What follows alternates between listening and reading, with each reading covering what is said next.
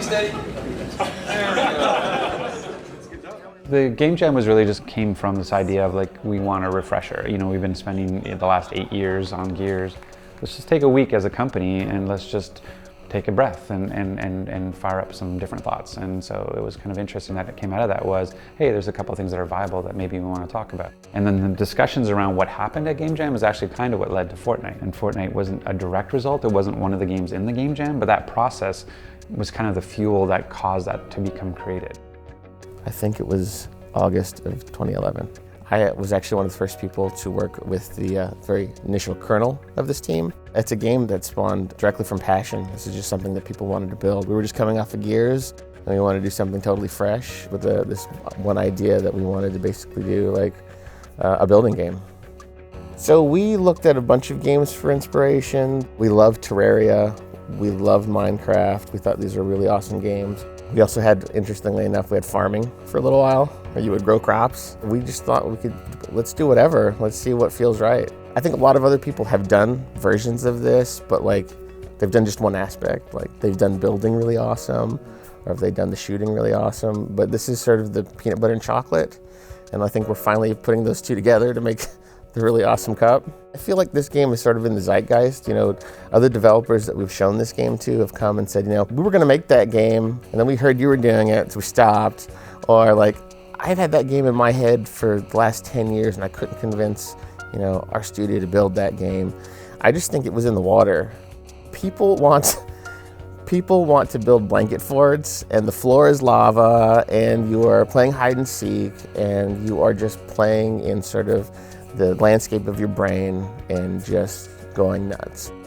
When you're doing a game jam game, you just experiment. You go all out. Whatever works, works. So the game was super rough. It was done in UE3, and basically you used whatever assets you could get. So Fortnite originally was a lot of Gears assets, stuff from UT. It was just whatever we could piece together really super fast and then get out there. It was a mess at first. When we started off, that was our comfort zone. We were, had just rolled off doing Gears for a really long time. When it started, it felt a little bit more like that sort of dark survival tone. Mm-hmm. So it was very foggy, it was very gray. Something in the vein of like Resident Evil. And then just one day we were like, we want to make this game quickly. We want to make this a game that looks good forever. We could probably do a whole lot more in a shorter amount of time if we went a little bit more cartoony and fun. We were doing ridiculous things like breaking down a wall with a stick. Trying to really do that in a realistic way would have required just insane horsepower. We tried it at first, but eventually we were like, we need to stylize this. We need to really embrace that this is a video game. When we decided that we were going to do the more cartoony art style, some of the company didn't get it at first because we just come off of Gears and it's like, what are you doing? That's not what we do. It took a while because we were like showing people our inner kid. It took us a long time to come up with that name, and that name was sort of just, in an email thread, someone said, how about Fortnite? Oh my God, that's it. It was just like an epiphany.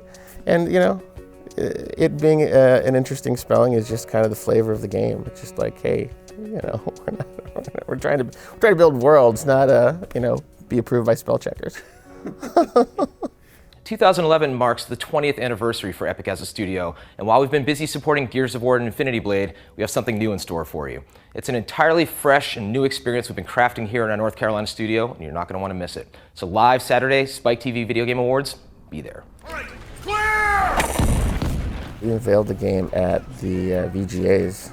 We thought the game was going to be something else. We thought the game was going to be something that we were going to build super quick, and that it's going to be an action building game, and that's it. We're not going to do anything more complicated than that. We just want people to play it as soon as possible and move on. We don't regret going to the VGAs because it was really cool to say, hey, look what Epic's doing. Like, we're not building Gears. We're doing something that's totally off the wall, something you've never seen before. Yeah, I mean, I can't go into too much detail right now since we wanted to just have a little bit of a teaser out there, but I can tell you traditionally we make shooters, and shooting it's in there, but it's really not what the game's all about. It's really a game that is more about survival than anything else.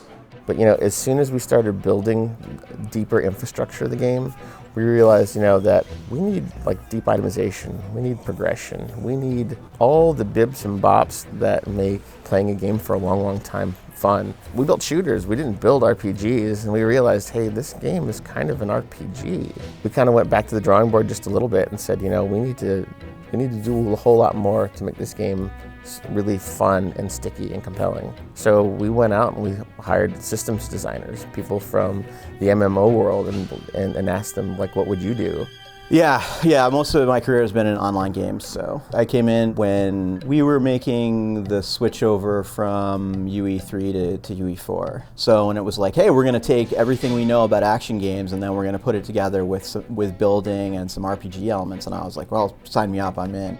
Cliff in the organization was still giving feedback on every project that we had going on at the time. Cliff was around in the beginning of the project and really foster the peanut butter and chocolate of the beginning of it. So he saw that and he thought that was a pretty cool thing. He and I talked about that when I began. And he's like, I have a lot of, I think this is going to be a big concept and we're going to need a lot of help to bring this one to market and get people excited about it.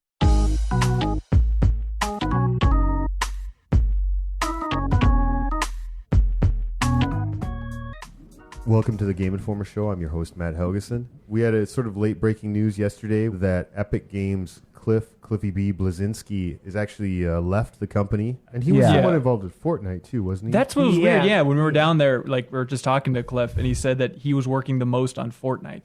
Rod Ferguson, Adrian Himelars, and we have Cliffy. All those guys are gone. I look at it and I kind of get panicked and I don't even work there. I mean, just because I like Epic's games, and it's like really odd that these people would want to leave. Who are the creatives at Epic at this point? I mean, no doubt there are a lot of smart developers down there, and I have no doubt there's one or more of them that are ready to step up into the limelight and be the sort of lead development talent there, but we don't know who they are.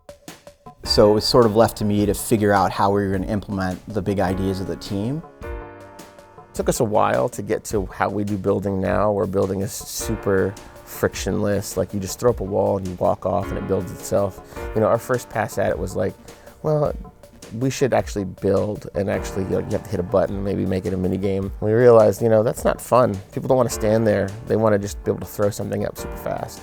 I think that turned the tide. Like once we figured out to just let people throw up a wall, walk off, and you can make a fort in 60 seconds. That everybody was like, yeah, that's it. We found it.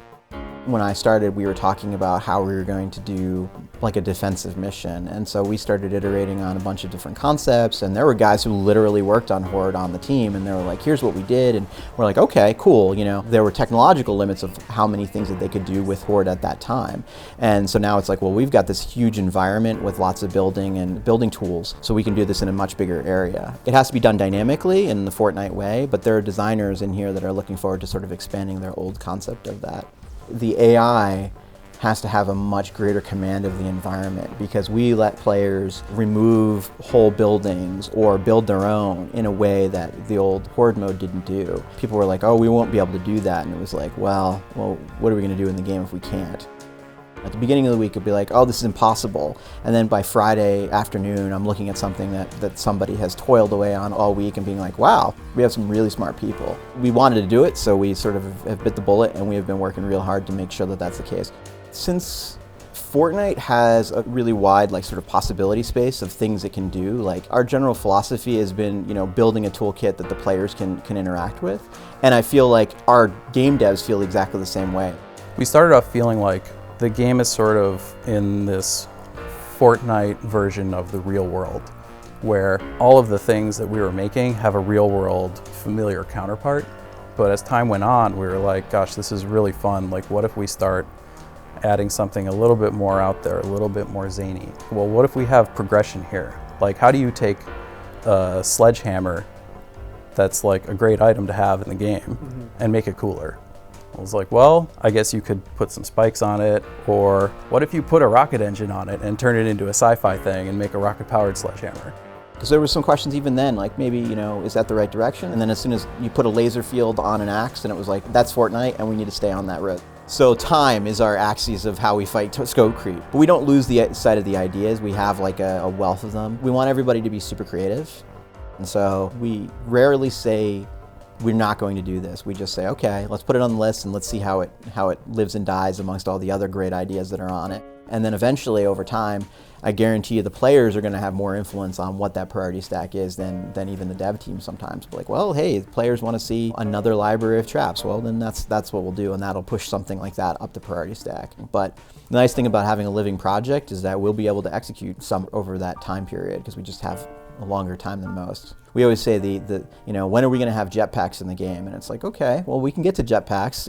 It's just a question of like if we get the core right, we will have enough time on this run to come back and be strapping jetpacks onto our heroes and having them rocket them around their bases. When people begin to understand that we have a lot of things that we can do in this universe and the gameplay provides a lot of cool stuff to do, that's when people get most excited and we end up getting people to join the project. And then they add to the collective and then we get huge. At Epic, you get to kind of pick where you want to go if you feel really strongly about it. And we have a lot of people on the team who are like, I want to work on Fortnite. Kept growing, as we had more requirements, we had to find more people. We need tons of assets because, everything in our world is destructible. And so we're going to need, TVs and couches and tables and, barn doors and, the entire spectrum of stuff there. And then, of course, we're building a very complicated, rich back-end system in ways that we've never done before at Epic. And so we've hired like an entire team that's just focused on that.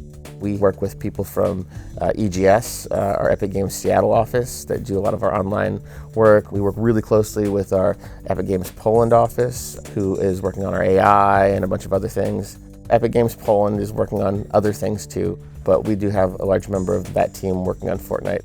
Our full team working on Fortnite full-time is around 110, 111, so it's pretty big. There's just an enthusiasm level to the man on the team that is really pretty cool. Since we're doing this ourselves, this is sort of, Epic is sort of trying to forge our own path in this. That means that we don't really have anybody but our players to sort of answer to. And so you guys are self-publishing this game. Yeah, we're doing it ourselves. Can you talk about that decision? It was it was a big decision. It was quite stressful, but we felt like no one's going to mean it more than us. So let's just do the game that we want to build, because when you're dealing with a publisher, which we've always had really great partnerships with publishers, of course they have, their interests too. The overall philosophy of Fortnite has generally been, one of like, we're generating a toolkit that the players can then interact with. Even when we do mission design, it's like, well, we want players to be able to solve those missions with a variety of tool sets that we give them. So it can be building, it can be through combat, it can be through smart use of the environment. And so I kind of feel like the way that players interact in those environments are like, oh wow, we should explore this a little bit more. We've done a bunch of play tests. We brought players in here just for people to check it out. And then we've sort of gone out into the community. We held an event in Raleigh, actually, where we just said, hey, we walked around on the convention floor and we said, why don't you come in and try out Fortnite? So we've been doing a lot of that little guerrilla stuff where like we have something we want to show you. Because we're a bunch of gamers here, so everybody wants to make games for people to play. So the minute we can let a little bit of the steam out and say like, okay, we're going to go out and do a little guerrilla thing, get like 100 people in, play, get some feedback, see what people are excited about, we do. So that's been our secret plan. You can see some pretty cool stuff that comes out of the community interaction. So if we get a healthy and happy community from the word go, I will be ecstatic, because I think that's the seed of any great game. I can't wait for people to really get their hands on this game. I've been working on this game now for 2 years, and I can't talk about it. I can't tell anybody, and it is such a rich and addicting experience that I'm just going to be blown away as soon as people start getting their hands on it. And I think it says a whole lot about the new face of Epic. Epic has been a company that's constantly evolved. We never want to be stuck in a box and say that's just what we do, and that's what we do all the time. We didn't want to do year after year of Gears. Fortnite is just a very natural next step for Epic. It feels extremely like the right thing for us, because it is the very next step in making Epic a game company that's current, that is still relevant. We're always going to change. We're always going to do new things. We're always going to change how we think and what we think based on what we're passionate about and what the players are passionate about. People will think that this was well worth the wait. that like the 2 years since we showed this game, what they're going to see now is the experience that they expected.